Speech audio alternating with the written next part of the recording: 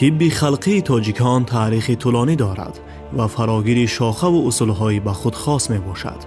کارشناسان ساحه طب عالمی توانا ابو علی ابن سینا را به صفت اساسگذار طب مردمی اعتراف نموده تا امروز از تجربه و آثار قناعتمند و توصیه و اصولهای عملی نموده این عالم مشرق زمین برای طبابت بیماران وسیع استفاده می نمایند. طبیبان می گویند وقتهای آخر میان جامعه اشخاص مبتلا به بیماری‌های ستون مهره و استخوان و بافته‌های بدن زیاد مشاهده می‌گردند. سبب اصلی حالت مذکور را باشد به کمفعالی انسان‌ها، یعنی کم حرکتی و فربهی ربط می‌دهند.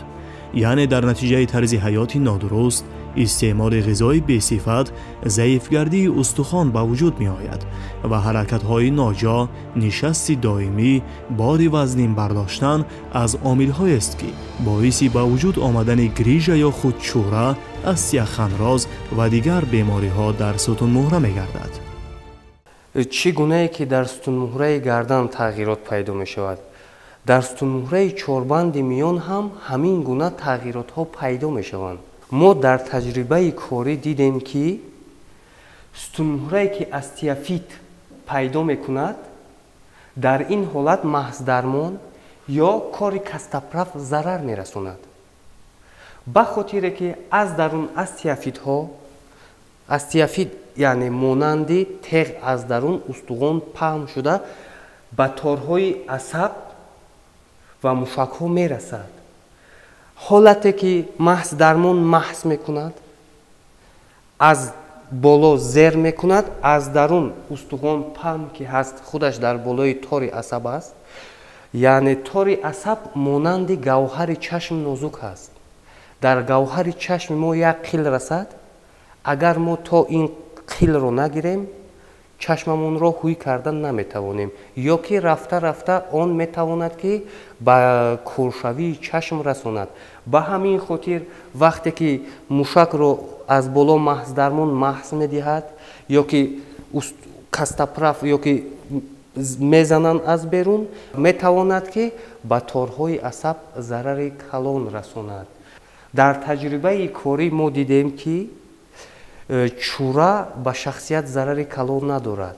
وقتی که استیافیت پیدا می شود، راهی چوره را می جوکد و چوره راهی فرامدن خود را ندارد و به تارهای عصب شکیده می خنبد. هنگام شمال خوردن به شخصیت درد شدید می دهد.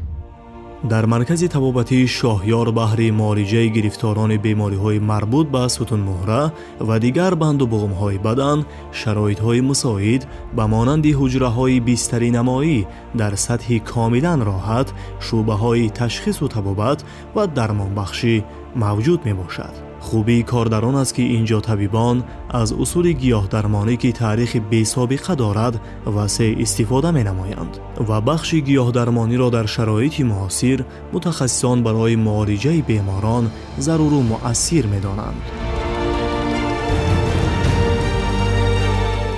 در مرکز طبابتی ما شعبه درمان بخشی وجود دارد. در این شعبه بیماری های کودکانه، رخیت، افزایش جسمانی کودکان و دیگر نمود بیماری ها را با اصول محض درمانی، برق درمانی، بنک درمانی معالجه می نماییم. من مرخصار زیادین از ناحیه فیض‌آباد 2008 به همین دردی بیماری ستون مهره گرفتار شدم و به چندین بیمارخانه مراجعت کردم تا بعد نیافتم.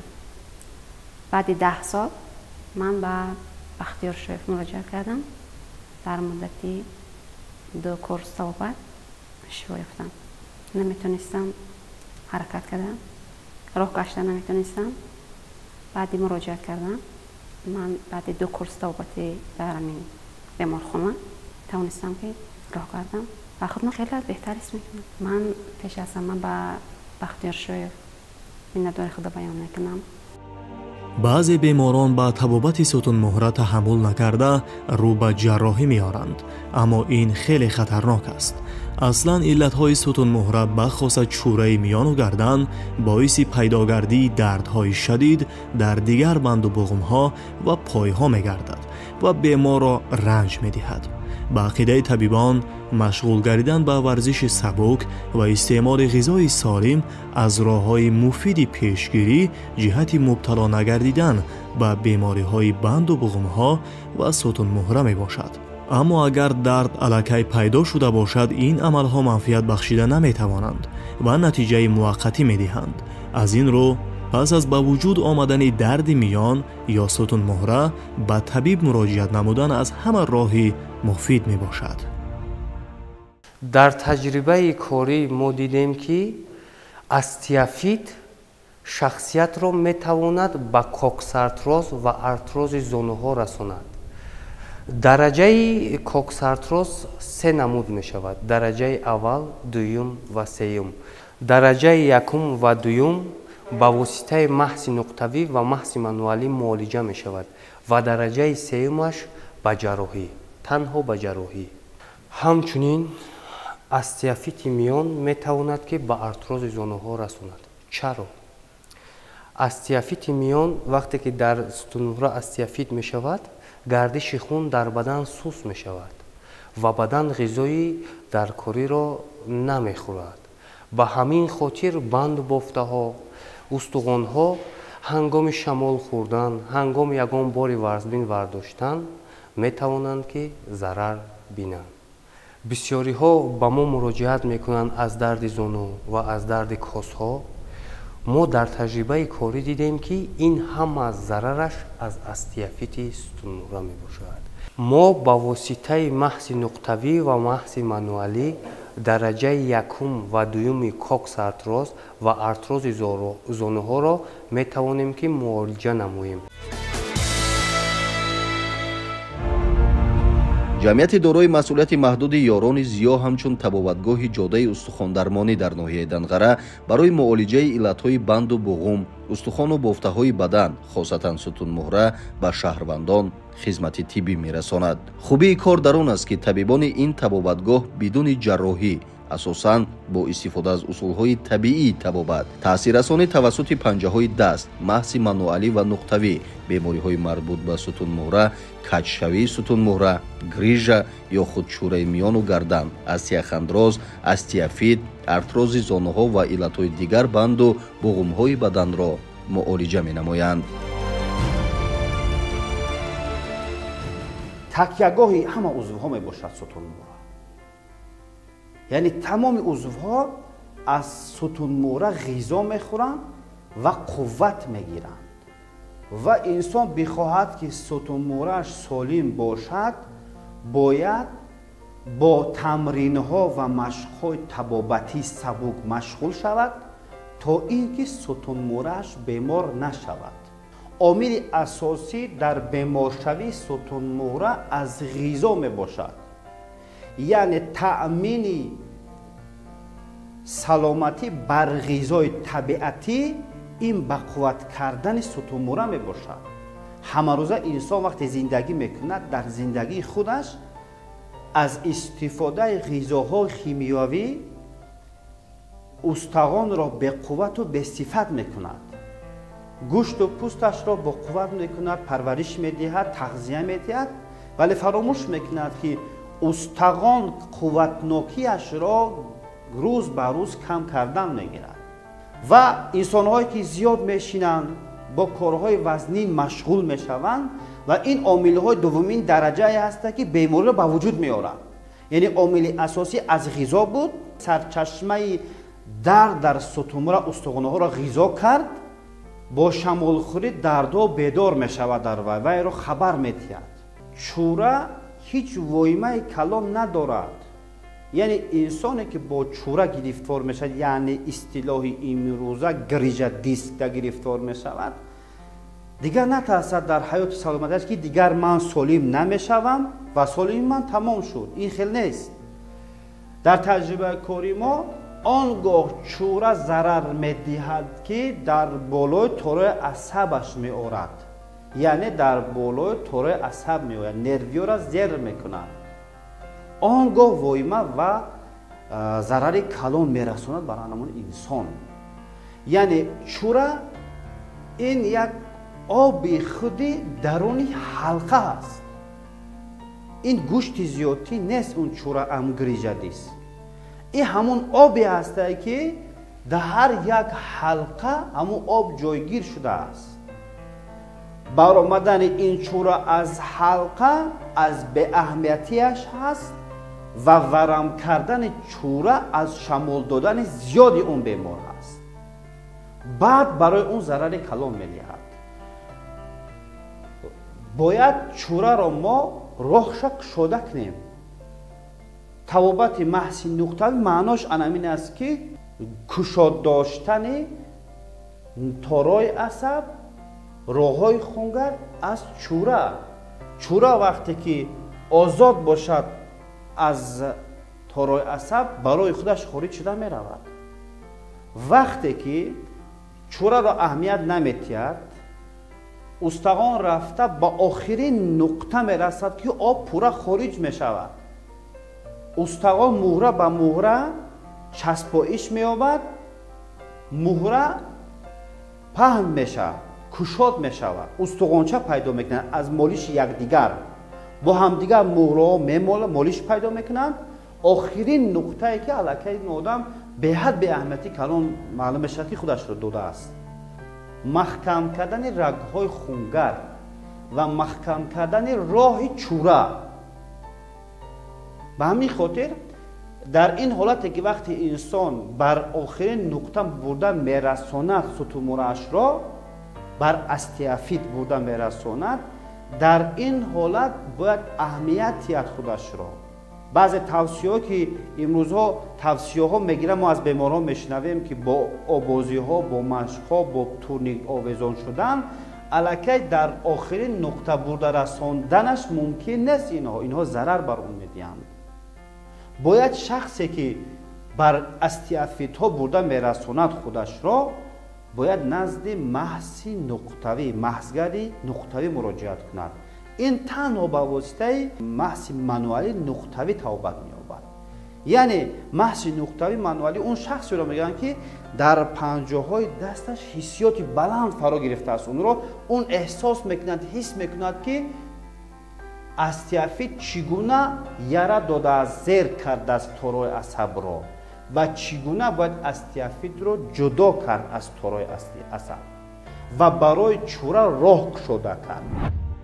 محضدرمانی بخش دیگری خدمترسانی طبی طبابتگاه یاران ضیا میباشد، زیرا این اصول طبابت از جانب متخصصان با مقصد بهترنمایی حالت گردش خون در بدن و در مدت کوتاه شفا بخشیدن به دردمندان استفاده می شود. با این مقصد در درمانگاه حجره‌های الهیده مردانه، کودکانه و زنانه محضدرمانی عمل می نماید. همچنین در این بخش خدمترسانی از اصولهای محض طبابتی، برق درمانی و بانک‌های طبی نیز وسیع استفاده می شود.